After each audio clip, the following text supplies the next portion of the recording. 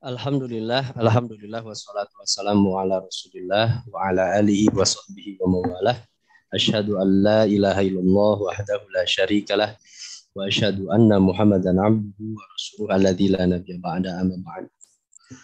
Allahumma anfa'na bima 'allamtana wa 'allimna ma zaidna. Allahumma anfa'na bima 'allamtana. Allahumma anfa'na bima 'allamna. Allahumma anfa'na bima 'allamtana. إنما ينفعنا وزدنا علما وقال الله عز وجل في القرآن العظيم أعوذ بالله من الشيطان الرجيم يا أيها الذين آمنوا كتب عليكم الصيام كما كتب على الذين من قبلكم لعلكم تتقون. Baik hadirin ikhwafillah rahimani wa rahmatullah, Bapak Ibu semua yang diberkahi oleh Allah. Ini ada Kang Asep, Kang Jajat dan Bapak Ibu semua. Alhamdulillah di siang kali ini Allah pertemukan kita. Di siang kali ini insya Allah kita akan membaca salah satu karya seorang ulama, Syekh Izzuddin bin Abdus Salam. Beliau menulis satu kitab namanya Maqasidus Shaum. Nah, ini kitabnya, karya beliau. Beliau lahir tahun 577 Hijriah dan 1181 Masehi, lahir di Damaskus. Nah, kurang lebih 800-900 tahun yang lalu beliau menulis kitab. Ini Masya Allah kitab yang ditulis ratusan tahun yang lalu dan sampai kepada kita. Kira-kira berapa pahala yang mengalir kepada beliau? Ini jutaan orang yang sudah membaca karya beliau. Semoga jadi keberkahan amal solih, amal jariah untuk beliau, dan terlebih kita bisa meneguk banyak faidah dari kitab ini di siang kali ini, jadi keberkahan kita nanti di bulan Ramadan insya Allah. Baik Bapak Ibu semua yang dimuliakan oleh Allah, di dalam kitab ini sebenarnya ada 10 pasal. Kita hanya membahas mungkin ya kalau bisa 2 pasal atau mungkin 1 pasal pun cukup yang menjadi bahasan inti. Di dalam kitab ini beliau sampaikan, jadi ada tujuan-tujuan mulia, luhur. Kenapa Allah syariatkan saum kepada kita semua? Ini semoga jadi dorongan untuk kita semua dalam beribadah saum. Nah, saya ingin berikan pengantar. Ini tafsir ketika Syekh Izzuddin bin Abdus Salam beliau menafsirkan ayat ini. Di mana kita ketahui bersama hadirin, Allah mensyariatkan saum kepada kita semua karena Allah berharap kita ini menjadi hamba-hamba yang bertakwa di hadapan Allah. Dengan ketakwaan ini nanti kelak Allah hadirkan kenikmatan-kenikmatan nanti di hari kiamat, kenikmatan-kenikmatan surga. Karena kita ketahui bersama bahwa surga itu khusus Allah berikan kelak hanya bagi orang-orang yang bertakwa saja. Innalil muttaqina mafazan. Hanya orang-orang yang bertakwa yang kelak bisa merasakan kenikmatan-kenikmatan nanti di dalam surga. Nah, Syekh Izzuddin bin Abdus Salam beliau menafsirkan apa yang dimaksud dengan la'allakum tattaqun. Nah, dalam ayat ya ayyuhalladzina amanu kutiba alaikumussyam kama kutiba alal ladzina min qablikum la'allakum tattaqun.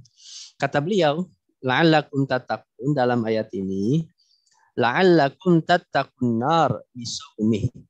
Agar kalian semua takut kepada neraka dengan saumnya. Fa inna saumahu sababun lighufrani dzunub al-mujibah lin-nar. Karena ketika kita saum itu menjadi sebab turunnya ampunan Allah terhadap dosa-dosa kita. Sedangkan kan kita sadari bersama nih, Bapak Ibu semua, Kang Teteh semua, tiap dosa yang kita lakukan itu pasti ada konsekuensinya. Mungkin satu waktu Allah berikan ujian, musibah, penyakit. Bisa jadi Allah bersihkan dosa-dosa itu ketika di dunia, atau bisa jadi Allah bersihkan dosa-dosa itu naudzubillah nanti kelak di hari kiamat. Maka satu sisi, satu waktu kita justru harus bersyukur. Satu waktu Allah mungkin berikan ujian, musibah, sakit. Bagi orang-orang beriman itu adalah kesadaran Allah masih memperhatikan kita. Allah masih sayang kepada kita sehingga Allah hapus dosa-dosa itu melalui musibah, penyakit, ujian yang Allah berikan. Nah, takwa dalam ayat ini kata Syekh Izzuddin bin Abdus Salam adalah agar kita semua takut terhadap api neraka. Karena dengan saum itu akan menjadi penghapus dosa-dosa kita. Nah, Bapak Ibu semua yang dimuliakan oleh Allah, ada 8. Nah, ini poin tujuan-tujuan luhur. Mengapa Allah mensyariatkan ibadah kepada kita semua. Mensyariatkan ibadah saum kepada kita semua. Yang pertama, raf'ud darajat. Allah menginginkan dengan ibadah saum yang kita lakukan itu, Allah menginginkan kita diangkat derajatnya oleh Allah Subhanahu wa taala. Diangkat. Nah, maka berbahagia hadirin ketika nanti kita masuk di bulan Ramadan, kita beribadah saum, hakikatnya Allah ingin mengangkat derajat. Karena kan ketika orang saum terdorong amal-amal solih yang lain, maka ini akan mendorong pengangkatan derajat melalui pahala-pahala yang Allah berikan. Nah, Nabi SAW pernah menyampaikan ini dalam hadis Bukhari, Inna fil jannati baban yuqalu lahu Rayyan. Di dalam surga itu ada satu pintu yang disebut dengan Ar-Rayyan. Yadkhulu minhu shaimuna yaumal qiyamah. Nanti hanya orang-orang yang saum yang bisa masuk ke dalam pintu itu nanti di hari kiamat. Kan nanti itu di surga itu ada pintunya masing-masing. Kalau orang dominan dalam sholat, nanti ia akan masuk dalam pintu sholat. Kalau orang dominan dalam jihad, dia akan masuk dalam pintu jihad. Nah, ketika seorang beramal dominan dalam saum, ada pintu yang khusus yang Allah berikan ini kepada orang-orang yang saum disebut dengan Ar-Rayyan. Kenapa surga Ar-Rayyan itu dinamakan dengan Ar-Rayyan? Rayyan itu dari kata ray. Ray itu artinya kesegaran air minum. Jadi, dinamakan Ar-Rayyan itu kata para ulama karena nanti andaikan Allah berikan surga itu kepada kita semua, ketika kita minum air di dalam Ar-Rayyan, maka kita tidak akan pernah merasakan rasa haus selamanya. Karena orang-orang yang saum, dia ridho, rela, haus ketika di dunia, maka Allah hadirkan. Nah, kenikmatan itu nanti di hari kiamat. Nah, karena surga Ar-Rayyan, ya kita tidak akan merasakan haus selamanya. Nah, insya Allah ini semoga Allah hadirkan kenikmatan ini untuk kita semua. Kemudian nanti di hari kiamat melalui pintu itu kata Nabi SAW, Allah akan memanggil, aina shaimun, aina shaimun. Mana orang-orang yang saum? Mana orang-orang yang saum? Dipanggil orang-orang yang saum oleh Allah ketika itu untuk masuk ke dalam pintu. Kalau mereka sudah masuk, akhirnya kemudian dikunci pintu itu kata Nabi SAW, dan tidak ada orang lain yang bisa masuk pintu itu kecuali hanya orang-orang yang saum. Dan ini jadi isyarat dorongan bagi kita semua nanti setelah Ramadan atau bahkan sejak hari ini baiknya kita memperbanyak saum. Nah, seperti halnya ya di pertemuan yang lalu saya bahas terkait dengan persiapan ibadah di bulan Ramadan, di antaranya adalah memperbanyak saum di bulan Sya'ban. Nabi SAW kata Aisyah, lam yakunin Nabi SAW yasumu aktsara min Sya'ban. Nabi itu belum pernah banyak saum itu kecuali di bulan Sya'ban. Nah, ini jadi isyarat karena harapan mendapatkan kemuliaan ini, nah perbanyak saum agar Allah mengangkat derajat-derajat kita. Nah, atau di dalam hadis yang lain, idza jaa Ramadan futihat abwaabul jannah. Apabila datang bulan Ramadan dibuka pintu-pintu surga. Dibukakannya pintu surga untuk kita semua, ini tiada lain karena ibadah saum yang kita lakukan. Karena besar pahala saum ini, Masya Allah. Kita lihat nih hadis ini, dan ini hadis yang masyhur. Di setiap Ramadan kita dengar hadis ini. Ini menunjukkan Allah sangat berharap kita terangkat derajatnya sebagai makhluk yang mulia nanti di hadapan Allah karena ibadah-ibadah saum kita. Kullu amal ibni Adam yudha'aful hasanat asyru amsalihha. Setiap amal anak Adam itu dilipat gandakan jadi 10 kali lipat ila sab'i mi'ati dha'fin sampai 700 kali lipat. Kemudian Allah berfirman, illa saum, kecuali saum kata Allah. Fa innahu li wa ana azibih, karena saum itu milik dan akulah yang akan membalas saum. Ini Bapak Ibu semua, Kang Teteh semua, ketika amal-amal yang lain itu kan sebenarnya dibalas oleh Allah. Tapi ketika saum, Allah khususkan balasan ini. Saum itu milik kata Allah, dan aku sendiri yang akan memberi hadiah saum.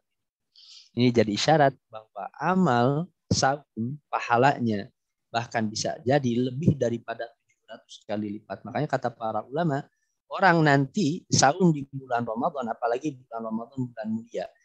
Saum 1 hari di bulan Ramadan itu lebih mulia daripada saum 1000 dan yang lainnya.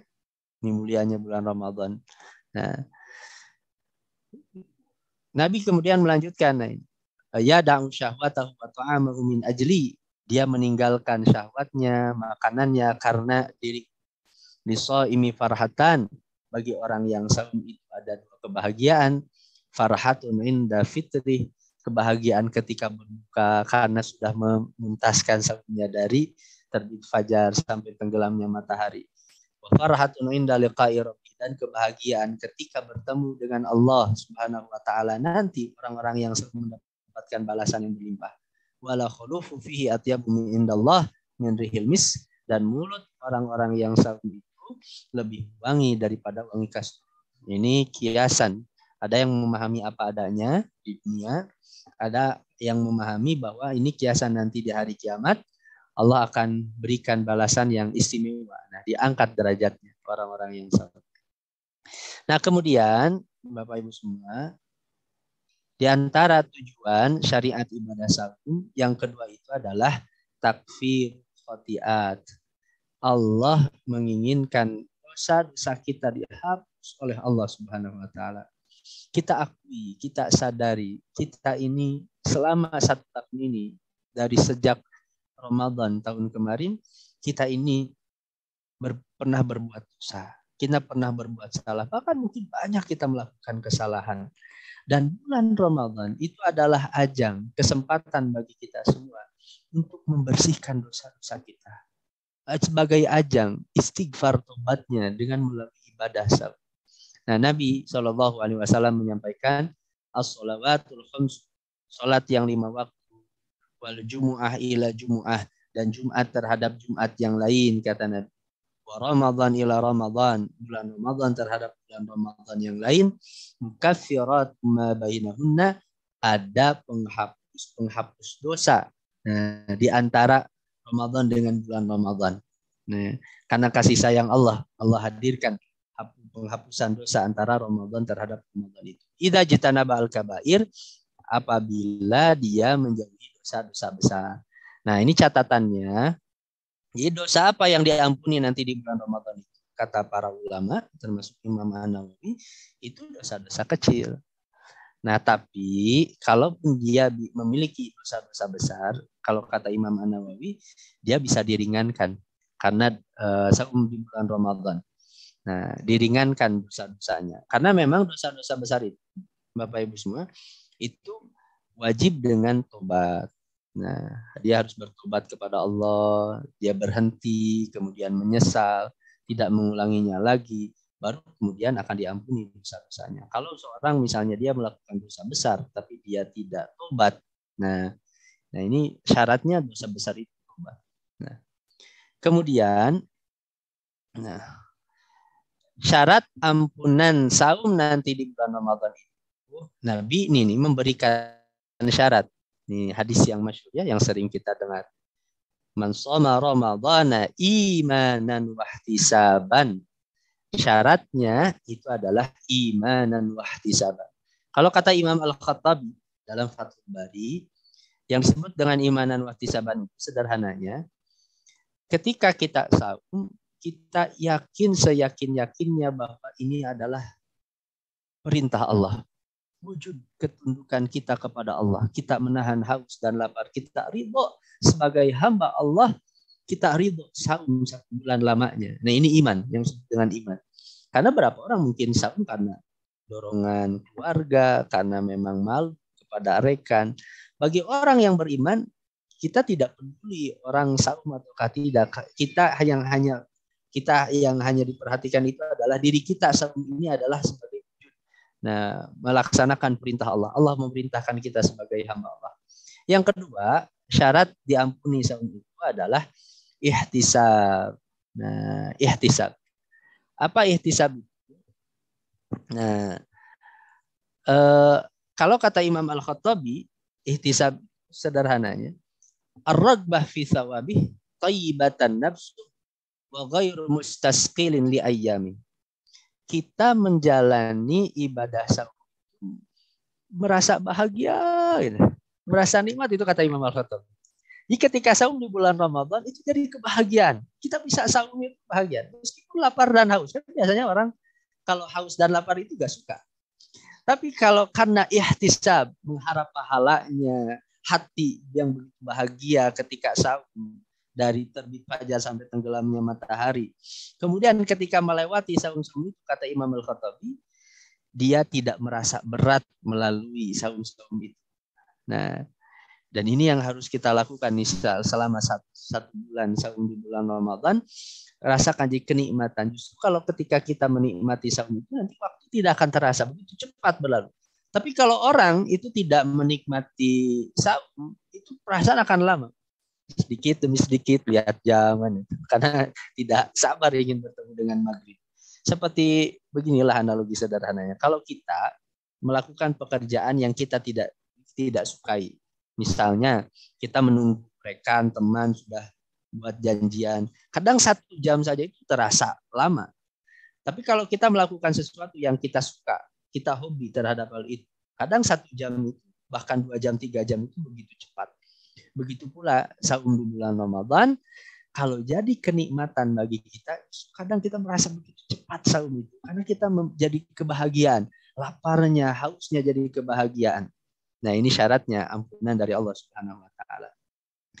Kemudian, yang ketiga, di antara tujuan ibadah saum itu adalah kasrus syahwat. Menundukkan syahwat-syahwat.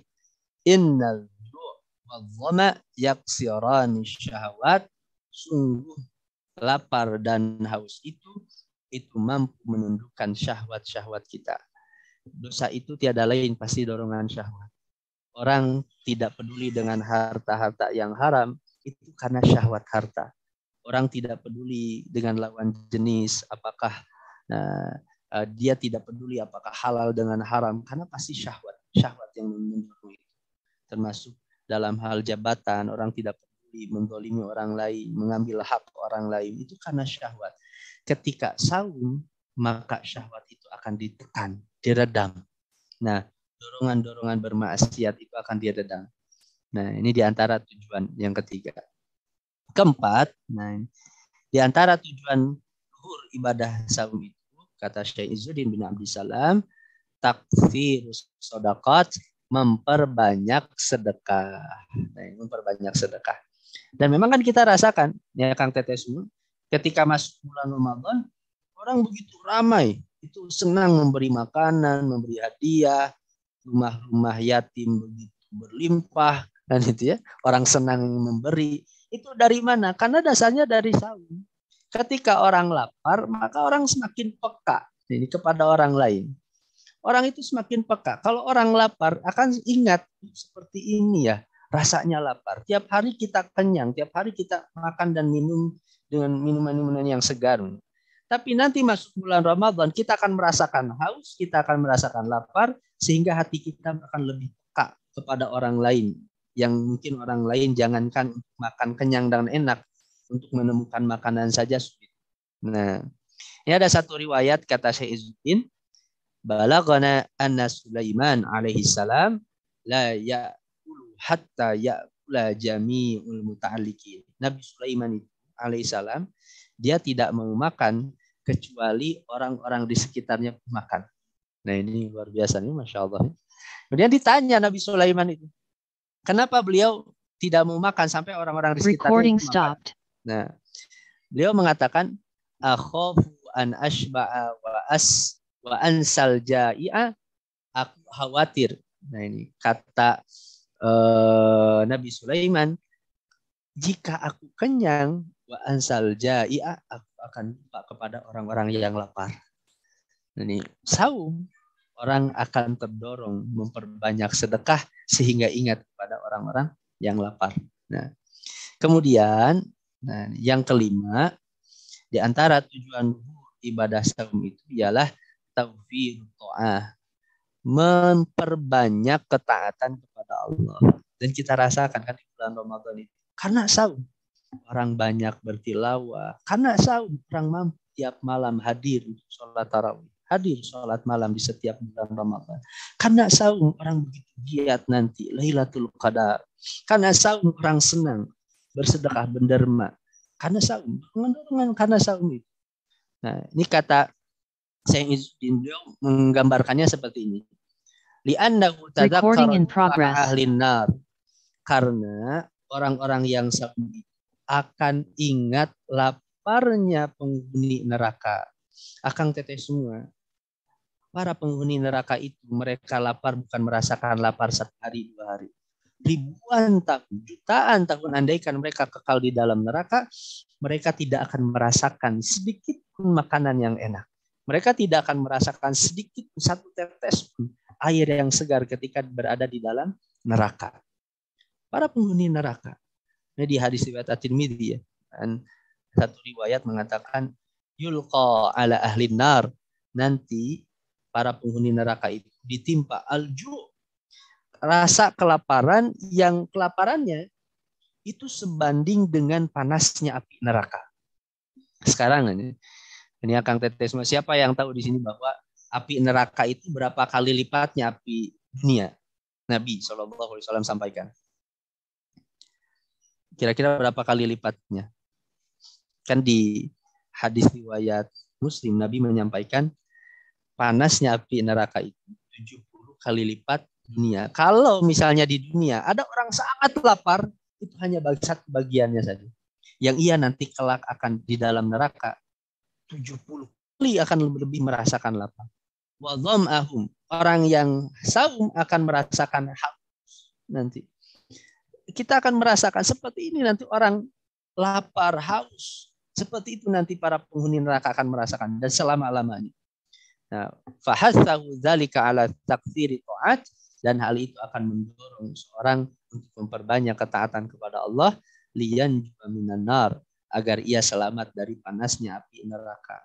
Karena kan nanti di dalam neraka itu tidak ada makanan, tidak akan ada minuman. Kalau di surat An-Naba itu kan Allah sampaikan illa hamim wa saqa, kecuali hanya hamim, air hamim, air yang bisa memotong-motong organ-organ tubuh para penghuni neraka, atau gosaq, kata Imam Ibnu Katsir, gosaq itu kumpulan nanah, darah, keringat hasil pembakaran dari para penghuni neraka dicampurlah jadi makanannya para penghuni neraka. Nauzubillah, semoga Allah lindungi kita semua. Nah, kemudian yang keenam, di antara tujuan luhur ibadah saum yang Allah syariatkan, syukru alimil khafiyat, kita mensyukuri nikmat-nikmat yang tersembunyi. Recording stopped. Kita Recording in progress. Kita mensyukuri nikmat-nikmat ini. Nah, Syekh Izzuddin bin Abdis Salam beliau mengatakan idza shoma arafa nikmatallah. Apabila saum seorang, maka ia akan mengingat nikmat-nikmat Allah fisyab'i warai, ketika ia kenyang dan ketika ia pernah merasakan air minum yang segar. Nah, kan ketika kita saum, hadirin, kita akan teringat nikmatnya makan di siang hari. Mungkin ketika kita saum nanti di bulan Ramadan, kita minum yang segar di siang hari, kita akan merasakan itu nikmat-nikmat Allah. Tiap hari kita diberikan makanan yang enak, tiap hari kita minum dengan minuman yang segar. Itu akan mengingatkan sehingga akan merasa syukur kepada Allah Subhanahu wa taala. Fasyakara halidzalika, maka kemudian dia mensyukuri nikmat-nikmat itu. Fa inna ni'ama la yuraf miqdaruha illa bi faqdiha, karena kenikmatan-kenikmatan tidak akan dirasakan, jadi kemuliaannya kecuali seorang merasakan kehilangannya. Orang itu kan merasakan nikmat itu ketika kehilangan nikmat. Satu waktu mungkin kita nikmat makan, kemudian Allah uji, gigi kita sakit. Nah, gigi kita sakit. Pasti kita ketika itu akan merasakan betapa nikmatnya gigi ketika sehat. Orang itu merasakan nikmatnya sehat itu ketika sakit. Nah, makanya ketika orang lapar dan haus ketika di bulan Ramadan, orang akan merasakan nikmatnya makan. Nah, nikmatnya minum. Nah, maka orang akan banyak bersyukur atas nikmat-nikmat yang Allah berikan. Nah, kemudian, hadirin Kang Teteh semua, yang ketujuh di antara tujuan beribadah itu ialah al-inzijar an khawatiril ma'asi wal mukhalafat. Seorang dengan ibadah saum tertahan dari bisikan-bisikan maksiat, bisikan-bisikan untuk melanggar larangan-larangan Allah. Karena saum orang akan terhalang itu. Karena syahwatnya ditekan, kemudian dia sadar dia sedang beribadah. Nah, inilah maka bisikan-bisikan maksiat itu tidak akan terdengar. Nah, ini ada seorang ulama salaf, kata Syekh Izzuddin bin Abdul Salam, qaddama ba'du salaf, sebagian salaf, ulama salaf salih itu lebih mendahulukan saum ala sa'iril ibadat dibandingkan dengan ibadah-ibadah yang lain. Fasu'ila an zalika, ketika ia ditanya kenapa lebih mendahulukan saum dibandingkan dengan amal-amal yang lain, faqala, maka ia menjawab seperti ini hadir. Ini perhatian, ini jawaban luar biasa. La an yattali Allahu ala nafsi wa hiya tunazi'uni ila ta'am wasyarab ahab ilayya min an yattali 'alaiha wa hiya tunazi'uni ila ma'siyati idza syabi'. Ini syabi' bukan syai', ini keliru. Nah, ya, ulama salaf ini menjawab seperti ini. Allah melihat jiwa ketika jiwaku ini melawan hasrat makan dan minum, itu lebih aku sukai daripada Allah melihat jiwa ketika aku melawan hasrat bermaksiat karena aku kenyang. Saya ulangi lagi. Ini Masya Allah. Allah melihat jiwaku melawan hasrat makan dan minum, itu lebih aku sukai daripada Allah melihat jiwa ketika melawan hasrat bermaksiat ketika aku kenyang. Biasanya kalau orang kenyang, itu lawannya bukan menahan lapar dan haus karena dia sedang kenyang, tapi dia sedang melawan dorongan untuk bermaksiat ketika kenyang. Tapi ketika orang saum, nah dia akan berpikir bagaimana menahan untuk tidak makan dan tidak minum. Nah, maka dorongan-dorongan untuk bisikan-bisikan bermaksiat itu semakin dipersempit karena saum. Nah, ini istimewanya saum. Maka itulah alasannya, kata Syekh Izzuddin bin Abdul Salam, kenapa sebagian ulama salafus salih itu lebih mendahulukan saum dibandingkan dengan amal-amal ibadah yang lain. Nah, kemudian, dan ini yang terakhir, Akang Teteh semua, di antara tujuan ibadah saum yang Allah syariatkan kepada kita semua adalah sihatul adhan wa salamatul abdan, agar pikiran-pikiran kita sehat dengan saum, akal kita semakin baik, wa salamatul abdan, dan kita semakin sehat dengan saum. Kadang biasanya kan orang itu banyak penyakit itu karena kurang makan atau karena banyak makan kira-kira? Itu kan karena banyak makan orang itu. Orang hari ini varian penyakit begitu banyak karena memang varian makanan yang begitu beraneka ragam. Orang banyak sakit itu karena biasanya bukan karena kurang makan, tapi justru karena terlalu banyak makan.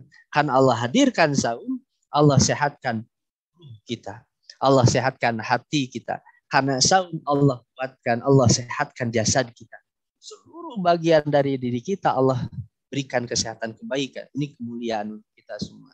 Makanya ada satu riwayat, meskipun riwayat ini lemah. Ini kata para peneliti hadis, para ulama hadis, sumu tasik, saumlah kalian, maka kalian akan sehat. Tapi dan memang itu yang banyak dirasakan oleh orang. Orang ketika saum itu akan badannya semakin akan segar. Di Belanda itu kan ada satu lembaga khusus namanya Vasaninstituut, di mana orang-orang sana bahkan mereka itu tidak beriman kepada Allah, tapi justru menjadikan saum itu jadi terapi kesehatan. Nah, saum itu jadi kesehatan. Nah, Kang Teteh semua yang dimakan oleh Allah. Nah, ini 8 tujuan dari ibadah saum yang Allah syariatkan. Allah ingin mengangkat derajat kita, Allah ingin menghapus dosa-dosa kita. Dengan ibadah saum yang kita lakukan, kita bisa mampu menundukkan syahwat-syahwat kita. orang terdorong untuk bersedekah, menambah ketaatan kepada Allah. Karena ibadah saum kita semakin bertambah, syukur kita kepada Allah. Karena ibadah saum kita tercegah dari perbuatan maksiat, bisikan-bisikan dosa. Dan yang terakhir, karena ibadah saum, Allah hendak menginginkan badan kita sehat, jasmani kita sehat. Baik, ini akan teteh semua yang dimakan Allah. Hanya itu mungkin di antara yang disampaikan pada siang kali ini. Ini sebenarnya ada beberapa pasal terkait dengan adab-adab saum, kemudian apa saja yang terlarang ya di dalam saum.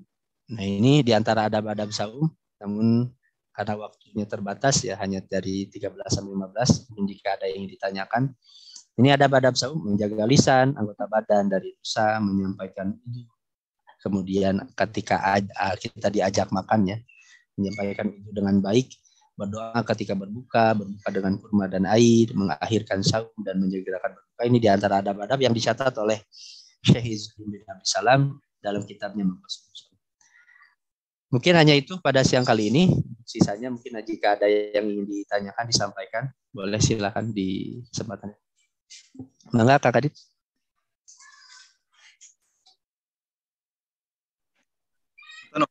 Pada Pak Ustadz, ya mungkin untuk teman-teman, Akang Teteh dan Ibu Pak sekalian, ada yang ingin ditanyakan atau seperti apa ya?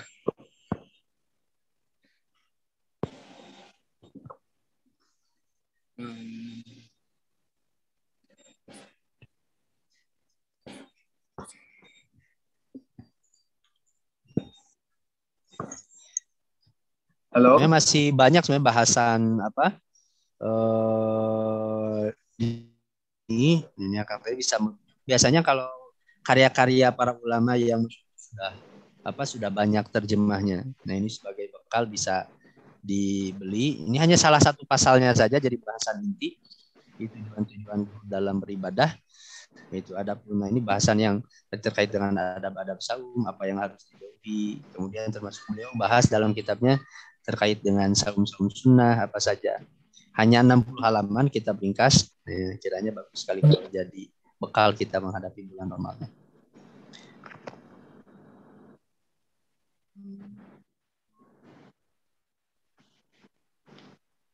Ya.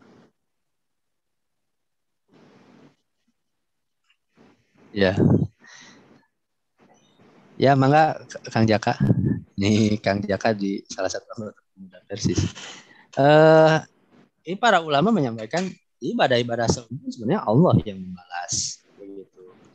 Allah yang membalas semua ibadah, cuman dalam hadis itu jadi ada perlakuan yang khusus yang Allah sampaikan.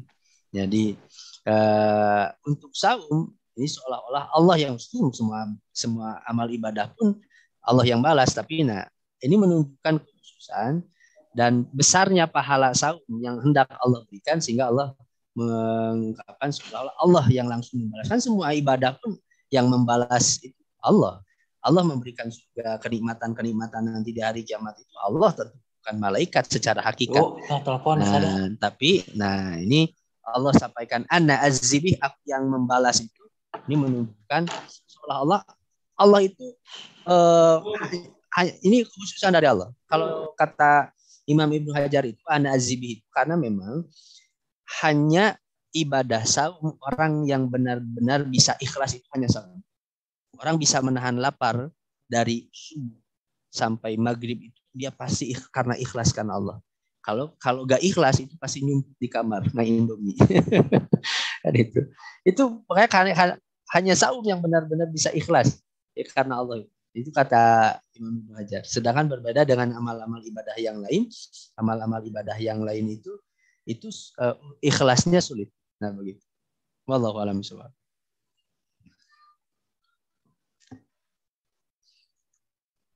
Ada lagi silakan mungkin. Ustaz, punten. Maka Kang Jaja.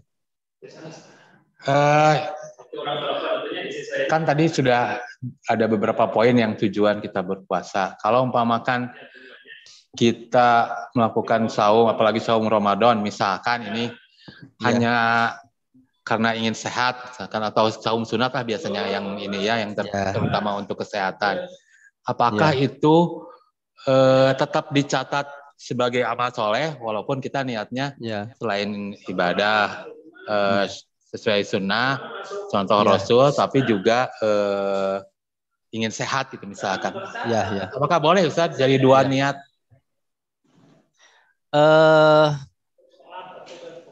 Yang utama itu niat itu harus akhirat, karena kan Nabi memberikan batasan untuk amal-amal itu akan diterima tergantung sesuai dengan apa niatnya. Nah, tentu yang paling utama termasuk saum sunnah atau saum di bulan Ramadan itu harus memang niat itu karena ridho Allah, ampunan dosa, pahala Allah, itu yang jadi utama. Terlebih apalagi nanti di bulan Ramadan. Tapi kalau misalnya ada orang nanti misalnya di saum di bulan Ramadan, dia niatnya ternyata hanya ingin sehat aja. Kalau orang kafir tidak akan diterima. Tapi kalau orang beriman itu hanya menggugurkan saja, menggugurkan kewajibannya saja. Tapi kemuliaan-kemuliaan yang lain, nah ini harus niat itu. Dorongan-dorongan itu yang nanti akan menentukan kualitas saum itu. Dorongan-dorongan itu, dorongan mengharapkan ridho Allah, pahala itu. Maka seorang boleh saja yaitu dengan harapan, contoh dia saum sunnah karena ingin sehat, tapi sayang sekali kalau misalnya dia hanya niat duniawinya saja. Nah, kan digambarkan dalam Al-Quran, bisa jadi ada orang yang dia niat dunia, ya diberikan dunianya oleh Allah. Tapi kalau orang niat untuk akhirat dan termasuk kebaikan dunia, nah makanya baiknya jangan hanya niat sehat, tapi niatkan semuanya. Dengan saum kita ingin diberikan pahala oleh Allah, berkah hidup kita, diampuni dosa-dosa, disehatkan jasad kita, disehatkan akal kita. Jadi kalau niat lebih baik jangan tanggung satu saja, hanya sehat tapi semuanya. Nah, itu kan jadi kebaikan. Boleh kita dalam hal misalnya ibadah, kita mengharapkan dari ibadah-ibadah itu Allah menghadirkan keberkahan. Nah, keberkahan hidup untuk kita semua. Nah, wallahu a'lam. Ada lagi mungkin, silakan. Untuk satu pertanyaan lagi, Bapak Ibu sekalian, Kang Teteh, bisa?